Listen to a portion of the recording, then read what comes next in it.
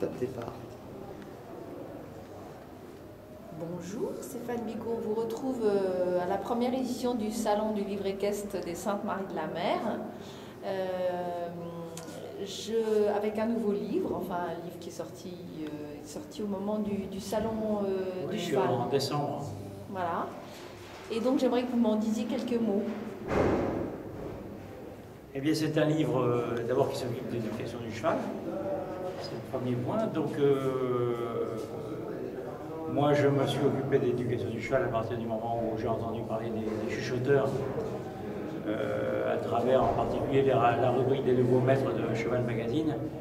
Et ça m'avait assez emballé parce que, en tant que voyageur à cheval qui guide une troupe de chevaux de pâturage et de point d'eau en point d'eau sur les routes du monde, ça me plaisait assez bien comme approche.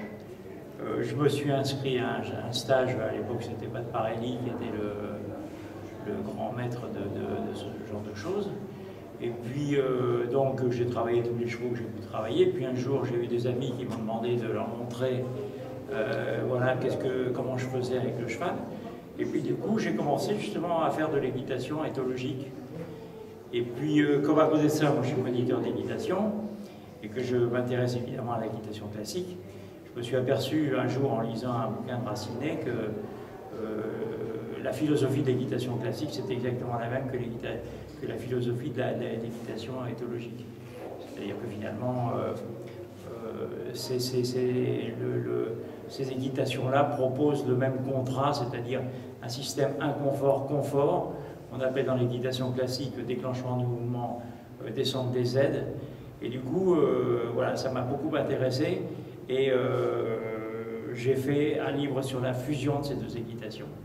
Et l'intérêt de cette fusion, c'est que, premièrement, l'équitation éthologique apporte le côté relationnel et le côté travail à pied qui est un peu laissé de côté dans l'équitation classique.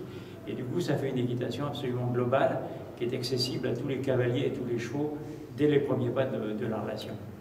D'accord. Et vous-même, vous avez appris des choses vraiment différentes, vous qui pratiquiez l'équitation déjà depuis longtemps. Qu'est-ce qui vous a le plus marqué dans cette équitation nouvelle, j'allais dire aussi? Ce qui est intéressant dans l'éducation du cheval en général, c'est justement la relation que ça crée avec le cheval.